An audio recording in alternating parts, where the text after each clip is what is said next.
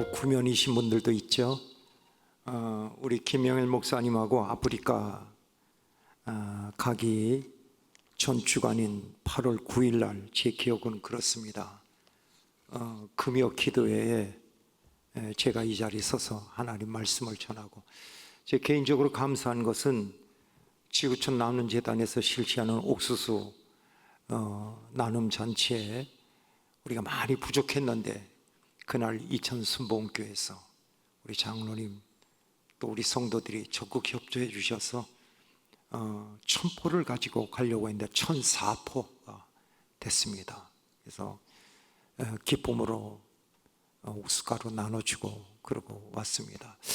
저는 이천을 오면 참 마음이 편합니다. 제가 8월 9일 날 잠깐 말씀드렸던 것처럼 45년 전인 제가 27살 때 신학대학을 졸업하고 첫 목회지가 이천 모가면에 있는 소골이라는 작은 시골 교회에서 3년 동안 목회를 하고 떠났기 때문에 낯설지가 않아요. 오기만 하면 늘 마음이 편안하고 좋습니다. 또 제가 김명현 목사님을 만난 지 한 3년, 지구촌 나눔재단에서 한 3년 정도 만나서 교제를 하면서 제 마음속에 느낀 김명현 목사님은 지금 목사님 미국에서 보시고 계실 것 같아서 내가 지금 얘기하는 겁니다. 참 좋으신 분이다. 복음의 열정을 가지신 분이고, 제가 배워야 될 부분들이 참 많구나 그렇게 생각을 하고 있었는데, 사람은 여행을 같이 가봐야 그 사람이 누군 줄 안다고 그랬는데, 그래서 지난 8월 달에 10일 동안 여행을 하고 나니까 더 좋더라고요. 좋은 것 이상, 내가 알았던 그 이상으로 좋은 분이시다라는 그런 생각이 들었습니다. 오늘 이렇게 와서 여러분들과 같이 예배를 드리면서 저도 은혜 받고 여러분들도 은혜 받을 수 있도록 성령님께서 강력하게 역사하시는 귀한 시간 될 수 있기를 주님의 이름으로 축복합니다. 예배를 마치고 나가면서 우리의 마음속에 믿음의 용기가 생겨나고 우리의 마음이 뜨거워질 뿐만 아니라, 그렇다, 하나님 기뻐하시는 대로 살아야 되겠다는 그런 마음의 확신을 가지고 돌아갈 수 있는 그런 시간이 될 수 있기를 간절히 바랍니다. 여러분 기억하실는지 모르겠습니다만은 불의 전차라는 그런 영화가 있습니다. 이 영화는 1981년에 아카데미 상에서 주요 부분을 휩쓸 정도로 아주 유명한 영화인데, 영화가 5, 6년 전에 리메이크가 돼서 우리나라에도 상영된 적이 있습니다. 이 영화는 지금부터 꼭 100년 전인 1924년 프랑스 파리에서 올림픽이 열렸는데, 그 올림픽에 영국 100m 달리기 선수로 출전했던 에릭 리델이라는 사람의 실제적인 그것을 그린 그런 영화입니다. 에릭 리델이라는 사람은 그 당시에 100m 달리기 선수였었는데 세계 신기록을 가지고 있었던 사람이기 때문에 영국 국민들은 이번에도 영국의 100m에서는 금메달을 따겠다라고 생각을 하고 있었는데, 공교롭게도 에릭 리델이 경기를 하는 그날이 주일날이었었습니다. 리델이 경기를 거부하는 겁니다. 나는 안 뛴다. 사람들이 와서 막 설득을 하는 거예요. 왜 안 뛰냐? 나라를 위해서 뛰어라. 뛰면 금메달인데 왜 안 뛰냐? 그때 에릭 리델이 아주 중요한 말을 합니다. 나는 주일날은 안 뜁니다. 엄청난 거죠. 이랬더니 영국 국민들과 언론에서 말할 수 없는 집중 비난의 포화를 쏟아냅니다. 배신자, 매국노, 예수에 미친 광신자. 그래도 안 뜁니다. 금메달을 포기했습니다. 그리고 난 후에 며칠 후에 400m 경주가 있었는데 거기에 출전을 했습니다. 이건 말도 안 되는 겁니다. 100m 달리기 선수가 400m에 출전을 해서 그것도 준비도 없이 출전을 했다? 그거는 말도 안 되는 소리인데, 말도 안 되는 소리가 말이 됐습니다. 금메달을 땄습니다. 영국이 또 한번 뒤집혀졌습니다. 기자들이 와서 그에게 묻습니다. 어떻게 해서 금메달을 땄습니까? 비결이 뭡니까? 에릭 리델은 이런 얘기를 합니다. 200m는 내 힘으로 달렸고 나머지 200m는 하나님이 주시는 힘으로 달렸다는 거예요. 후에 에릭 리델은 그 명예와 부를 다 내려놓고 그의 아버지가 했던 것처럼 중국에 선교사로 갑니다. 그리고 20년 동안 죽을 고생을 하도록 중국인들에게 복음을 전하다가 세계 제2차 대전 말년에 일본 사람들이 만든 그 포로 수용소에서 중국 사람들을 돕다가 지병이 도져서 그가 세상을 떠납니다. 그때 그의 나이가 44살입니다. 후세대 사람들은 그를 가르쳐서 이렇게 얘기를 합니다. 끝까지 믿음을 지킨 사람, 끝까지 하나님 앞에 충성을 다한 사람이다라고 이렇게 평가를 합니다. 멋있잖아요. 끝까지 믿음을 지키고 끝까지 하나님 앞에 충성을 다한 사람. 우리는 신앙생활하면서 믿음이라는 말을 수없이 많이 듣습니다. 믿음이 좋다, 믿음이 약하다, 믿음이 크다, 믿음이 어떻다.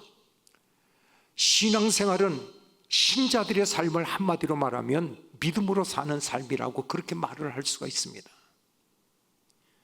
여러분, 그래서 성경에 보면 믿음이라는 말이 수없이 많이 나오고 믿음으로 인한 사건들이 많이 나옵니다. 여러분 관심 있게 보셔서 아시겠습니다만 예수님 앞에 수많은 사람들이 나오죠. 그때 예수님은 그 수많은 사람들이 나올 때 예수님은 그 사람들의 외부적인 조건을 본 것이 아니에요. 그 사람들의 위치, 그 사람들의 어떤 수준을 본 것이 아니라 예수님은 딱 한 가지만 보셨죠. 그들 속에 믿음이 있는가, 이걸 보십니다. 그래서 믿음 있는 사람을 만나면 예수님이 그렇게 좋아하시고 최고의 칭찬을 아끼지 아니하셨습니다. 그런데 믿음이 있어야 될 사람이 믿음이 없었을 때 예수님은 그 사람을 보시면서 슬퍼하시고 어떤 때는 무섭게 책망을 하십니다. 히브리서 11장은 우리가 잘 아는 믿음장입니다. 그 히브리서 11장에서 제일 많이 나오는 단어가 믿음으로라는 단어입니다. 믿음으로. 아까 찬양단이 찬양을 멋있게 불러주셨습니다. 믿음으로, 믿음으로. 2절에 보면 믿음으로 모든 세상이 하나님의 말씀으로 지어준 줄을 우리가 안다 이러면서 믿음으로 아벨은, 믿음으로 에녹은, 믿음으로 노아는, 믿음으로 아브라함은, 믿음으로 이삭은, 믿음으로 야곱은 쭉 말씀을. 그러면서 히브리서 11장 6절에 유명한 구절이 있죠. 믿음이 없이는 기쁘시게 못하나니 하나님께 나아가는 자는 반드시 그가 계신 것과 또한 그를 찾는 자들에게 상 주시는 자이심을 믿어야 할지니라는 말씀이 나옵니다. 뭘 믿느냐 그 말입니다. 우리가 믿음을 가지고 하나님 앞에 나온다는데 뭘 믿느냐 그 말입니다. 성경이 분명히 말씀하시죠. 그가 계신 것과 하나님이 살아계신 것과 그를 찾는 자들에게 상 주시는 자심을 믿어야 할지니라라고 분명히 말씀을 하고 계십니다. 그러면서 히브리서 11장 33절 이하에 보면 그 유명한 순환, 핍박에 대한 장면이 나옵니다. 초대교회 성도들이 믿음을 지키다가 어떤 어려움을 당하고 어떤 죽임을 당했는가. 여러분 한번 자세히 읽어보십시오. 그 죽음들이 끔찍한 죽음들이에요. 그런데 히브리서 11장을 결론 지으면서 히브리서 11장 38절에 무슨 말씀이 나온 줄 아십니까? 이런 사람들은 세상이 감당하지 못했다는 거. 믿음을 가진 사람들이 세상이 믿음 가진 사람들을 감당하지 못했다는 거예요. 믿음 가진 사람들을 죽이고 고난, 그리고 때리고 감옥에 가두고 그래도 그들을 이기지 못했다는 거예요. 믿음의 힘이 이렇게 대단한 것입니다. 참 믿음, 우리가 그냥 이야기할 것이 아닙니다. 그래서 고린도후서 13장 5절에 보면 너희 안에 믿음이 있는가? 너희 자신을 시험하고 너희 자신을 확증하라 그러죠. 믿음이 있는가 시험해봐라. 믿음이 있는가 너희 자신을 확증해봐라 라고 그렇게 말합니다. 요즘 사람들이 입버릇처럼 하는 말이 있죠. 세상 살기가 힘들다고. 그럼 여러분 언제는 좋았나요? 세상 살기가 언제가 좋았어요? 여기 연세 드신 분들 1940년대 사셨던 분, 50년대 사셨던 분, 60년대 사셨던 분, 그때 좋았나요? 말할 수 없이 어려웠습니다. 저는 모태신앙이에요. 어릴 때 어머니의 손을 붙들고 새벽 예배 나아가면 이런 의자가 어디 있어요? 마룻바닥 의자에 그냥 무릎 꿇고, 그때 성도들은 왜 그렇게 울었는지, 그때 우리 어머니 세대들, 그 이전의 세대들이 왜 그렇게 울었는지. 힘들었잖아요. 삶 자체가 힘들었잖아요. 일제시대 때 6.25 전쟁을 거치면서 삶 자체가 힘들었잖아요. 근데 그 힘든 것을 믿음으로 이긴 거예요. 믿음으로 이긴 거예요. 그렇다면 오늘 이 시간 생각해 볼 것입니다. 내 믿음의 수준은 어느 정도인가? 내 믿음의 현주소는 어디인가? 믿음을 나누면 보통 네 가지 유형으로 나눌 수가 있습니다. 하나는 지식은 있지만 감정이 없는 사람입니다. 교회를 오래 다녀서 교회 구조라든지 교회 행정이라는 걸 다 알아요. 그리고 성경 말씀도 알아요. 근데 마음에 뜨겁지 않은 사람입니다. 성경 말씀을 많이 알기 때문에 사람들에게 가르치기도 하고, 아, 저분은 잘 가르치네, 저 교사는 잘 가르치네, 이런 칭찬도 듣지만 그의 가르침은 어디까지나 싸늘한 지식의 가르침이지 가슴이 뜨겁지 않은 사람들이, 이 믿음의 사람들이 있어요. 두 번째 믿음의 형태의 사람은 감정은 있는데 지식과 의지가 없는 사람이 있습니다. 이 사람들은 하나님의 말씀을 들으면 은혜 받았다고 그럽니다. 좋아하고 기뻐하고 감사도 하고. 근데 그것이 오래 못 가. 더군다나 어려운 일을 조금 당하기만 하면 금세 쓰러져서 내가 언제 예수 믿었는가 이러고 나와요. 참 곤란한 사람들이죠.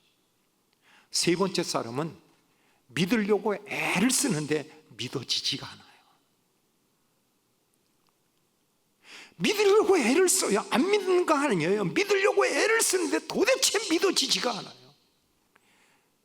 교회 나와서 예배 드리고 가는 사람들 중에서 가장 불행한 사람이 누군 줄 아십니까? 하나님의 말씀을 못 듣고 가는 사람이 불행한 사람이에요.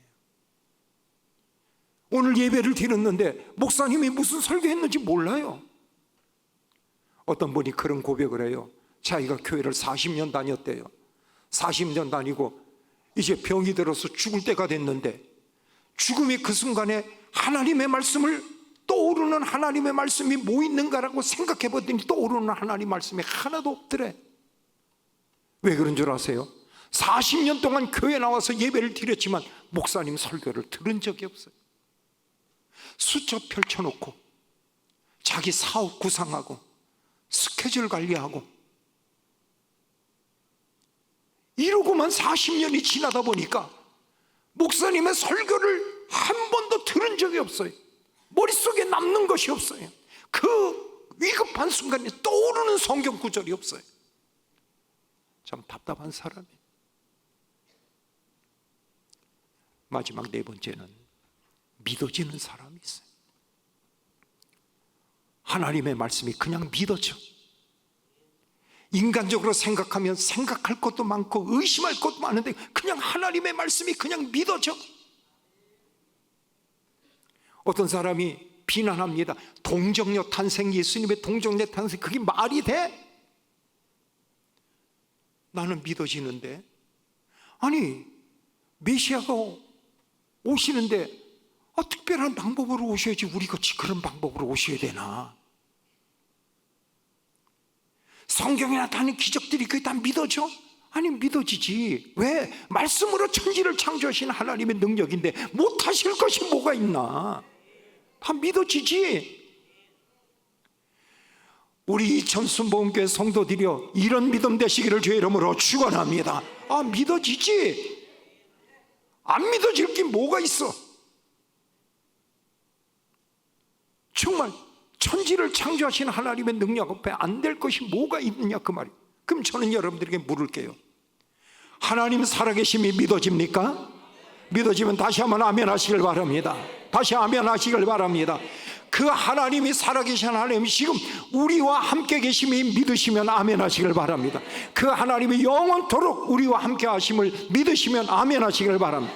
이게 얼마나 중요한지, 하나님이 우리와 함께 하신다는 이 사실이 얼마나 중요한지 부활하신 예수님이 40일 동안 이 세상에 계시다가 승천하실 때, 제자들이 다 보는 것 승천하실 때 마지막으로 남기신 말이 뭔 줄 알아요?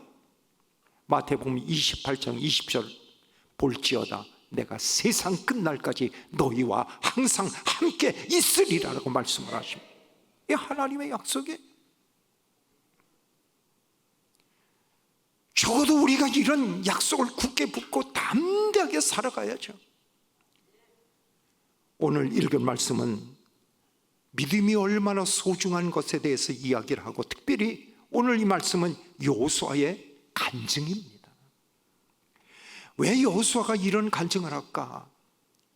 이때 이스라엘 백성들은 위기에 빠져 있을 때입니다. 하나님께서 출애굽의 사건을 통해서 이스라엘 백성들을 애굽에서 이끌어내셨는데 그 1세대가 광야에서 죽어요. 다 죽고 여호수아 갈렙을 통해서 이스라엘의 2세대를 이끌고 요단강을 건너서 가나안 땅을 정복해요. 그리고 난 후에 지금 3세대가 주축을 이루면서 가나안 땅에서 살고 있는데, 평안의 시대 속에 저들이 어떤 행동을 했는 줄 아십니까? 하나님을 떠나요. 하나님을 버려요. 하나님이 없어도 아쉬울 것이 없는 것처럼 그렇게 생활을 해요. 그리고 가나안의 신들을 섬기려고 기웃기웃하고 가나안의 그 향락에 빠져들어가는 그 이스라엘 백성들을 보면서 여호수아는 너무나도 가슴이 아픈 거예요. 그리고 백성들을 세겜 땅으로 다 모아놓고 여호수아는 정말 목에 피가 터지는 것 같은 그런 위침을 외쳐요. 우리 하나님 잘 믿자. 하나님 잘 믿는 것이 내가 사는 길이고, 하나님 잘 믿는 것이 우리 민족이 사는 길이다. 하나님 잘 믿자. 심지어는요, 사사기 2장 10절에 보면 하나님을 알던 세대가 다 떠나고 하나님을 알지 못하는 다른 세대, 이게 이스라엘 백성들이 그때 모습이었어요. 하나님을 알지 못하는 다른 세대. 제가 지금 이 말씀을 하고 있지만 이 말씀이 곧 누구의 모습과 같아요? 우리의 지금 모습과 같아요. 우리나라의 지금 모습과 같아요. 우리 교회의 모습 같아요. 지금도 139년 전인 1885년 4월 5일, 그날이 부활주일입니다. 언더우드 아펜셀라 두 선교사가 공식적으로 복음을 들고 인천항 제물포항을 통해서 복음을 들고 들어왔습니다. 지금 올해가 139년이 지났어요. 그 1세대가 복음을 받아들고 무한한 핍박을 겪으면서 그 복음을 지켰잖아요. 일제시대 때 유교를 거쳐서 많은 순교자를 내면서. 저는 성결교회 목사입니다만 성결교회에서도 수백 명의 순교자가 나왔어요. 그리고 하나님은 이 세대를 통해서 교회 성장을 이루었습니다. 여의도 광장에 빌그람 목사님 100만 명, 200만 명이 모여서 뜨겁게 기도하면서 그때 기독교가 급속하게 성장을 했어요. 그리고 지금 3세대가 주축을 이루면서 신앙생활을 하고 있는 거예요. 저는 여기서 염려스러운 말을 좀 합니다.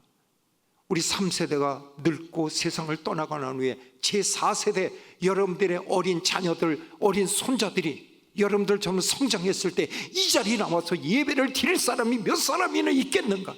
저는 위기를 느껴요. 하나님을 알던 세대들이 다 떠나고 하나님을 알지 못하는 다른 세대,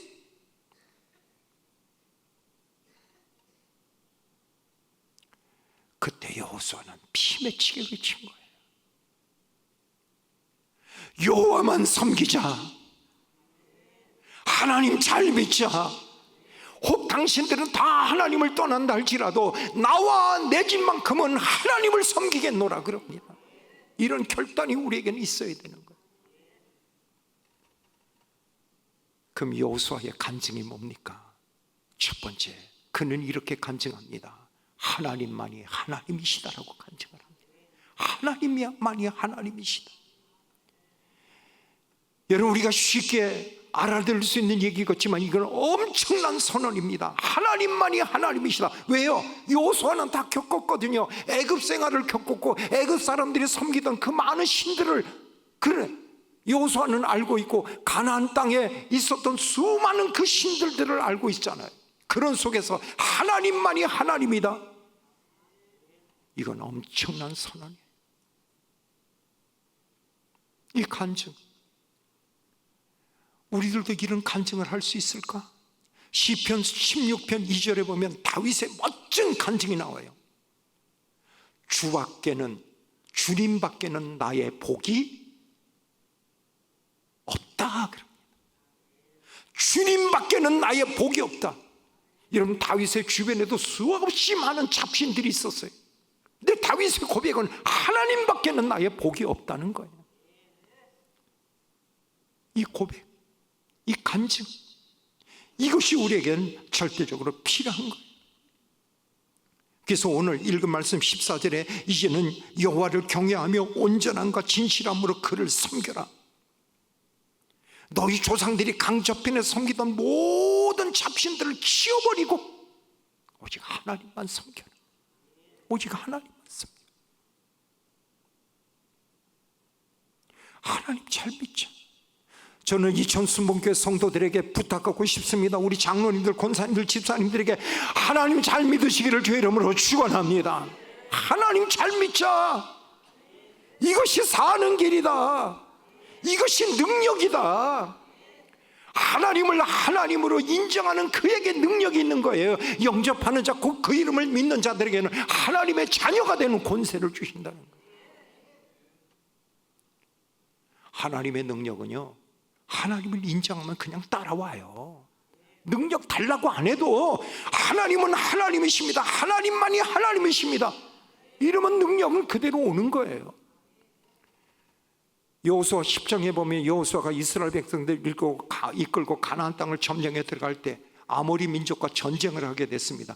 여호수아는 그 전쟁을 해가 지기 전에 끝내고 싶어서 그랬는지 여호수아 10장 12절에 보면 이렇게 소리를 칩니다. 여호수아의 기도라고 하는데, 태양아 너는 기본 위에, 달아 너는 아라라 골짜기에서 뜨지 말아라. 그대로 있어라. 이게 무슨 말이죠? 태양을 중심으로 해서 우리 지금 알고 있잖아요. 태양을 중심으로 해서 흐르고 있는 모든 별들이 올스톱을 하는 거예요. 올스톱. 시간이 흐르지 말라는 거예요. 이것은요, 과학자들, 우주 천문학자들의 그 이야기를 빌리지 않아도 초등학생들도 아는 거예요. 그 말도 안 되는 소리 하지 마십시오. 시간이 왜 안 흘러? 아니, 태양계를 중심으로 있는 모든 별들이 올스톱을 해? 말도 안 되는 소리 하지 마십시오. 그런데 여러분 보세요. 여호수아가 그 당시에 지구의 자전과 공전을 알았을까요? 몰랐죠. 그러나 여러분 잘 들어보십시오. 여호수아는 딱 한 가지를 알았어요. 그렇게 하실 하나님만 알았던 거예요. 그렇게 하실 하나님, 그렇게 하실 하나님 멋있잖아요. 지구의 자전과 공전 몰라요. 그러나 그렇게 하실 하나님, 내가 외친 대로 기도한 대로 그렇게 역사하실 하나님만 안 거예요.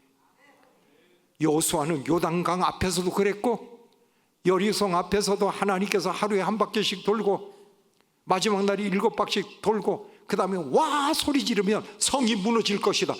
아니, 그걸 어떻게 믿어요? 그러나 여호수아는 그대로 순종을 그대로 했더니 성이 그대로 무너지죠. 왜요? 하나님이 하시는 일이니까.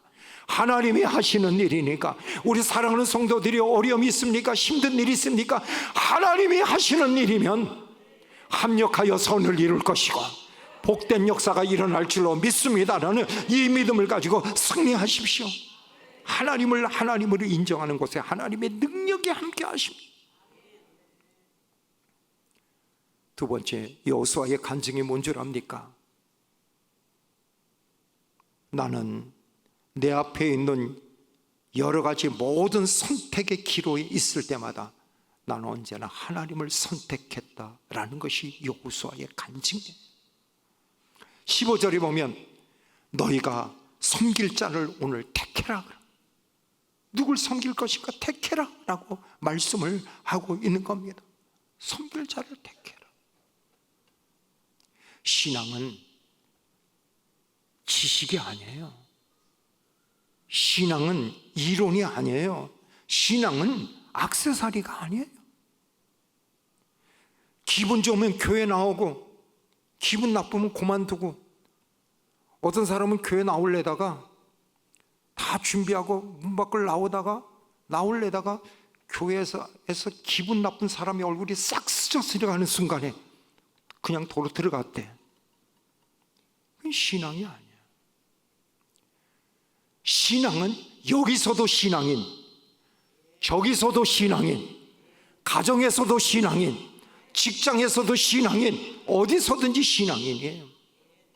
여러분, 이런 얘기가 있어요. 중세시대 유럽의 한 수도원의 수도원장님이 너무나도 훌륭하신 분이에요. 그래서 그의 가르침을 받으려고 수많은 제자들이 그에게 몰려들어요. 늘 그래서 수도원장님의 가르침을 받는데, 수도원장이 그 제자들이 불만이 하나 있어요. 뭐냐면 수도원장님이 누구 한 제자를 편애하는 거예요. 특별히 그 사람을 사랑하는 거예요. 아끼고. 근데 그 사람은 자기들 같지 않아. 좀 멍청한 사람 같아. 말귀도 못 알아듣는 것 같고 행동도 꿈뜬 것 같고. 아니, 왜 원장님은 저 좀 모자라는 사람 같은 사람을 저렇게 사랑할까? 이게 늘 불만이에요. 어느 날 수도원장이 제자들을 다 불러놓고 숙제를 주는 거예요. 자, 내가 너희들에게 새 한 마리씩 줄 테니까 이 새를 가지고 가서 오늘 해가 지기 전에 아무도 안 보는 데 가서 새를 죽여가지고 와라. 그래서 바구니에서 참새 한 마리씩을 다 제자들에게 줬어요. 제자들이 그걸 받아가지고 갔습니다. 그렇게 하겠습니다. 여러분, 조건이 뭐예요? 아무도 안 보는 데서 가서 죽여가지고 와라. 어떤 제자는 1분도 안 돼가지고 죽여가지고 왔어요.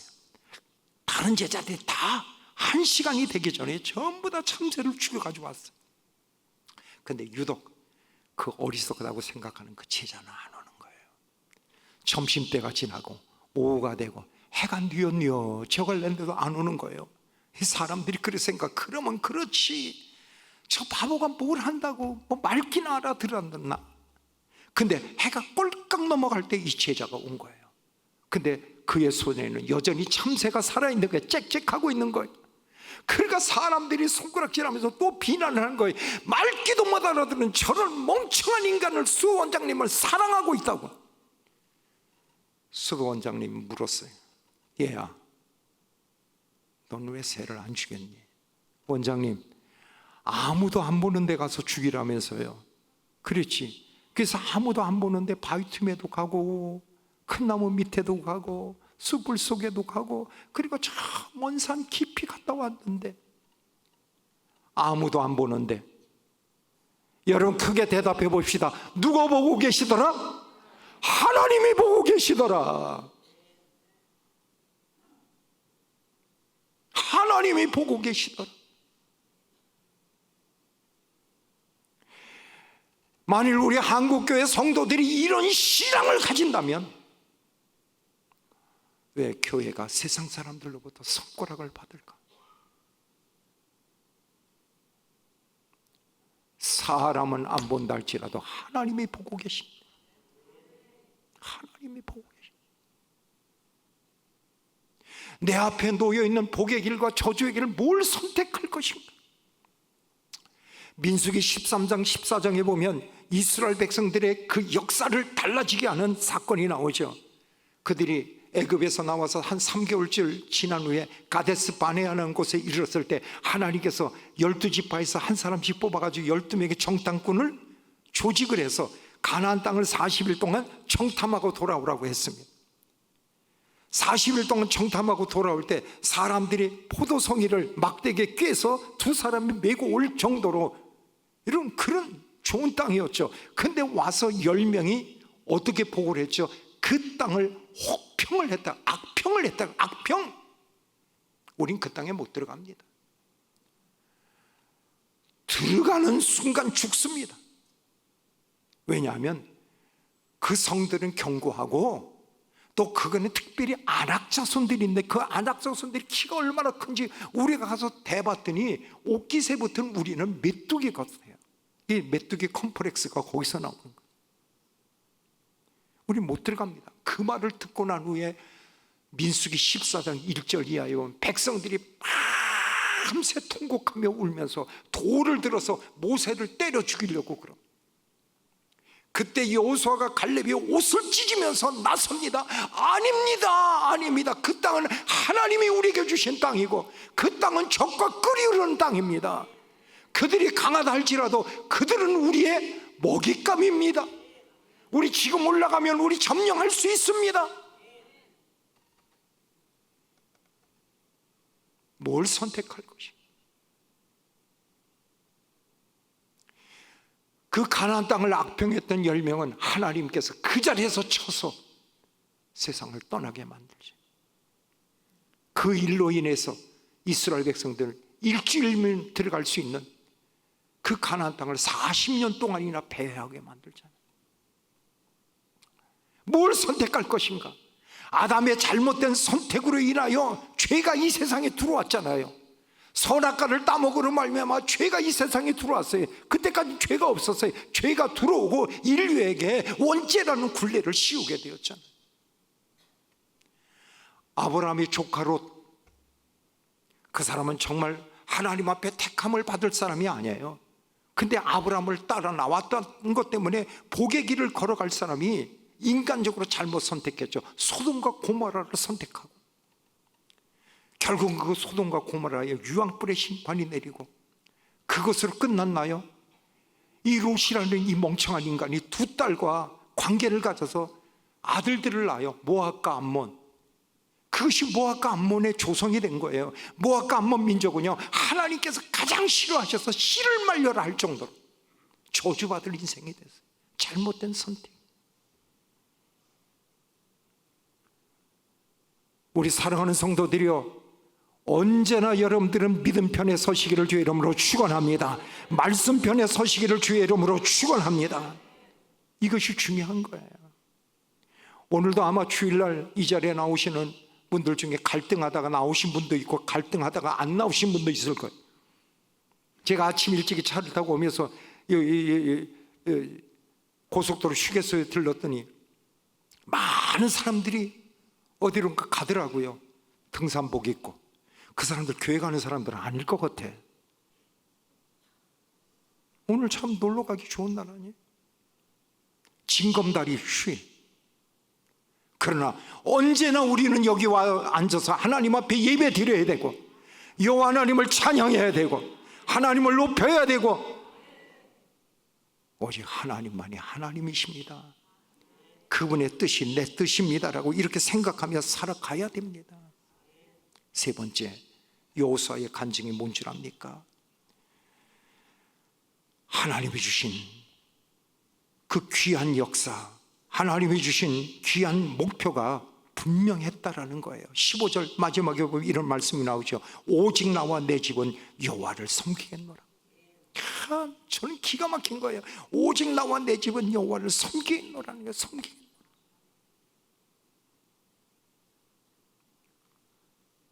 여러분, 이 생각이 얼마나 귀해요. 우리는요, 기도하면서요 늘 하나님 앞에 이렇게 기도해야 돼요. 주님, 내 생각을 주장해 주세요. 내 생각을 주장해 주세요. 생각 잘해서 복을 받은 사람이 있고 생각 잘해서 멸망받은 사람이 있어요. 저는 요한복음 13장 2절을 읽을 때마다 소름이 끼쳐요. 뭔 줄 알아요? 마귀가 시몬의 아들 가룟 유다의 마음속에 예수를 팔려는 생각을 넣었더라. 이거 어떡할 겁니까?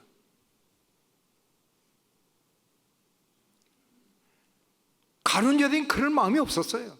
그런데 마귀가 가룟 유다의 마음속에 예수를 팔려는 생각을 집어넣었다는 거예요. 이 말에 마틴 루터는, 종교개혁자 마틴 루터는 이렇게 해석을 해요. 하루에도 우리 머리 위로 수없이 많은 새들이 왔다 갔다 한다. 근데 새들이 내 머리에다 둥지를 틀게 하지는 말아야지. 하루에도 수없이 온갖 생각들이 왔다 갔다 해요.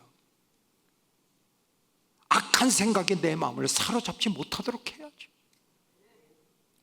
에레미야 6장 19절에 이런 말씀이 나옵니다. 여러분 잘 기억해서 들어보십시오. 땅이여 들으라. 내가 이 백성에게 저주를 내리리니 이것은 그들의 생각의 결과라 그랬습니다. 저주받을 수밖에 없는 생각을 했다는 거예요. 저주받을 수밖에 없는 생각? 그럼 뒤집어 보십시오. 복받을 생각이 있잖아요. 기적을 이름받을 생각이 있잖아요. 생각 잘못해서 저주를 받았다면 생각 잘해서 복을 받을 만한 생각이 있잖아요.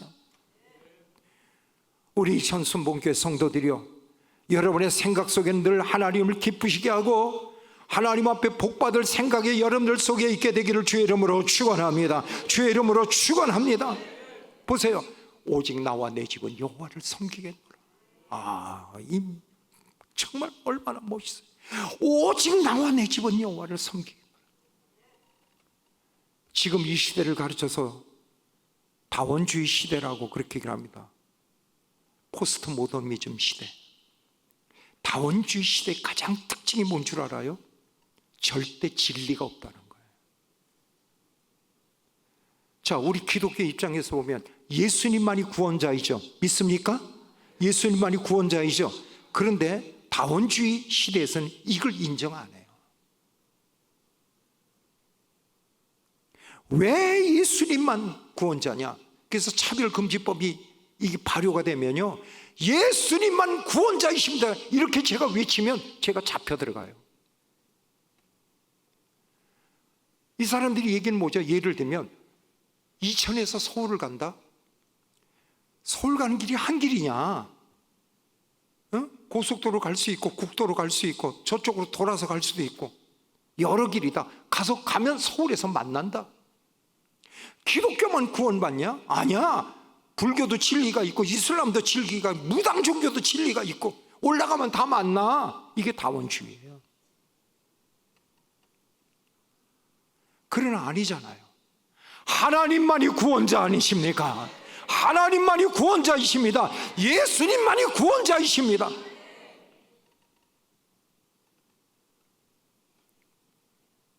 이것이 여호수아의 간증이에요. 그 절대 진리가 없을 뿐만 아니라 존경심이 다 사라진 그런 시대죠. 권위가 부정이 되죠. 요즘 권위가 어디 있어요? 부모의 권위 없잖아요. 선생님의 권위가 어디 있어요? 제가 어릴 때 말이야, 선생님은 그림자도 못 밟았어요. 선생님의 그림자. 여러분, 회사의 CEO의 권위가 어디 있어요?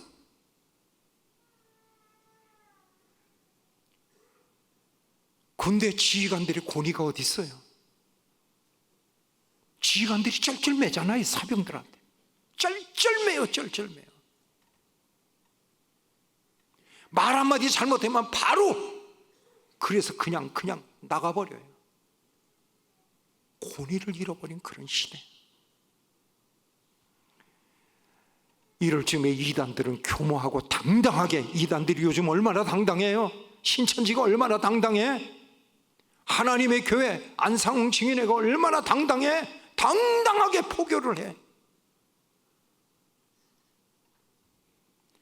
나이 드신 분들은 모르겠습니다. 요즘 가상세계 젊은이들이 미쳐 들어가고 있잖아요. 가상세계. 어떤 조사해 보니까 가상세계 젊은 미쳐 들어간 청소년들이, 집을 나온 청소년들이 우리나라에 60만 명이 지금 거리를 헤매고 있는 거예요. 이런 때에 지금 현대적 문화를 이해하느냐 못하느냐, 그게 중요한 게 아니라 내게 지금 믿음이 있는가, 하나님만이 하나님이라는 믿음이 내게 과연 있는가. 세상 사람들은 다 떠난날지라도 나와 내 집만큼은 하나님을 섬기겠노라 하신 그런 확신의 믿음이, 그런 간증이 우리에게 있는가라는 거예요. 20세기의 위대한 신학자였던 칼 발트는 이런 얘기를 합니다. 하나님과 더불어 살아가라. 그리하면 모든 것이 가능하다. 요즘 신자들이 참 이상한 방법으로 신앙생활을 해요. 왜냐하면 진리의 말씀이 기준이 되지 아니하고 자기 판단이 기준이 돼. 말씀을 들으면서도 그 말씀이 중심이 되지 않고 자기 판단이 기준이 되고 해서 그럴 수도 있지. 그럽니다. 그럴 수도 있지.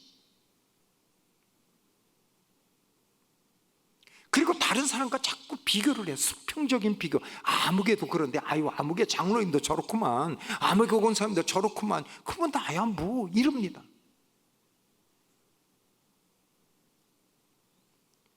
다른 사람과 비교할 게 뭐 있어요?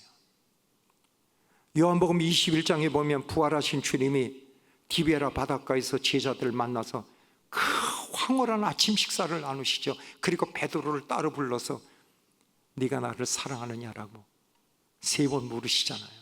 그리고 나서 베드로가 어떤 죽음을 죽어야 될 거에 대해서 예수님이 예언을 하세요. 베드로의 순교에 대해서 예언을 하십니다. 그때 베드로가 그 말을 듣고 자기 곁에 서 있던 요한을 손가락으로 가르치면서 주님, 이 사람은 어떻게 되겠습니까?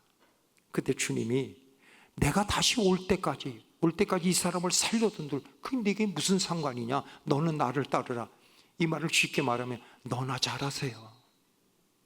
다른 사람 신경 쓸 거 없어. 너나 잘해. 너나 사명 감당해. 집사님으로 권사님으로 장로님으로 사명 감당해. 다른 사람 신경 쓸 거 없어. 다른 사람이 어떠하든지 너는 믿음의 사람이 되고, 너는 기도의 사람이 되고, 너는 봉사의 사람이 되고, 너는 헌신의 사람이 되고, 다른 사람이 어떠하든지 그는 믿음의 삶을 살아라 하는 것입니다. 우리가 잘 알아요. 지금은 믿음 지키기가 어려운 시대라는 거. 정말 그래요. 젊은이들일수록 믿음 지키기가 어려워요. 그래서 걱정인 거예요. 다음 세대가 과연 지금 이천 순복음교회도 다음 세대에 대해서 관심을 가진 다음 세대 중에 얼마나 이렇게 나와서 하나님 앞에 뜨거운 마음으로 찬송하고 기도할 수 있는 사람들이 다음 세대에 있을까?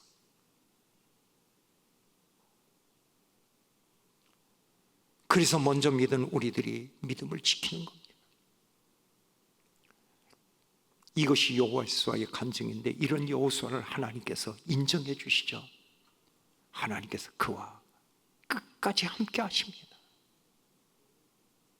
여러분, 하나님이 나와 함께 하신다. 오늘 여러분 돌아가시면서 이 말씀 꼭 잊지 않고 돌아갔으면 좋겠어요. 하나님이 나와 함께 하십니다라는 거예요. 이것이 성경에 흐르고 있는 가장 큰 물줄기예요. 임마누엘.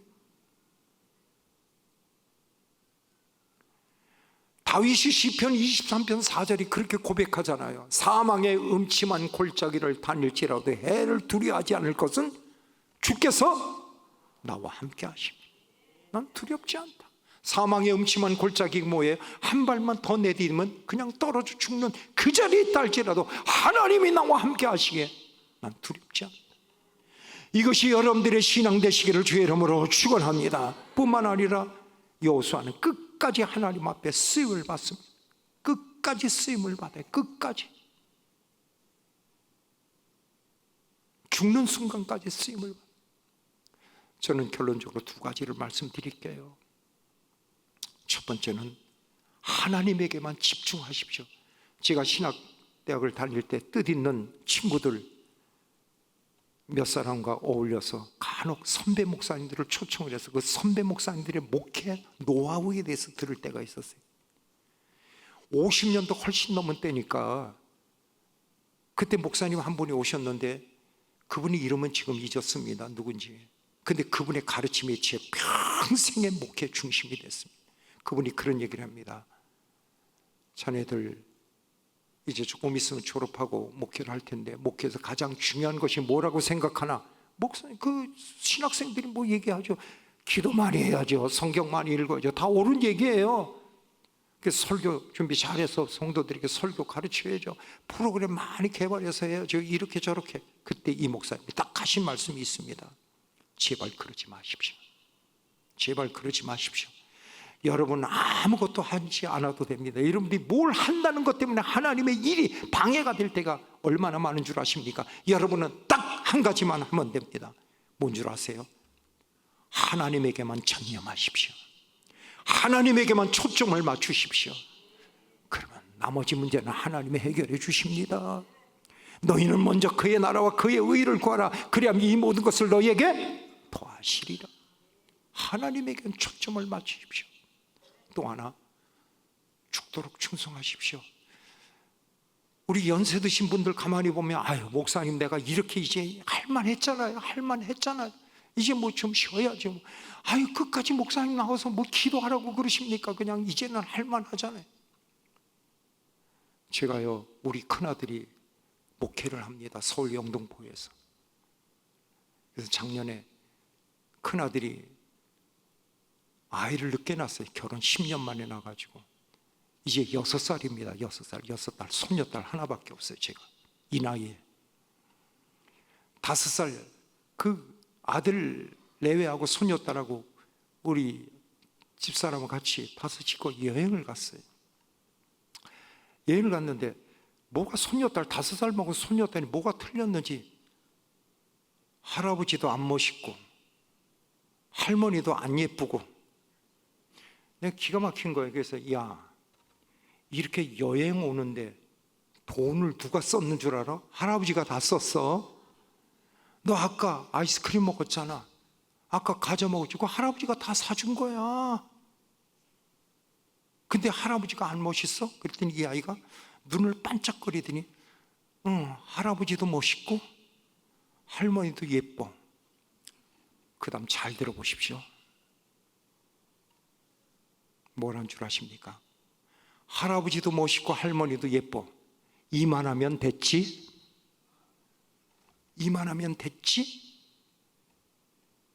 그 말 했으면 됐지 그 말이야. 내가 나이 들었는데 이만하면 지금까지 이랬으면 됐지 뭘 더 하라고. 그런 사람은 우리 5살 먹은 손녀딸하고 똑같은 사람이야. 이만하면 됐지. 아니에요. 죽도록 충성하시기를 바랍니다. 끝까지 충성하십시오.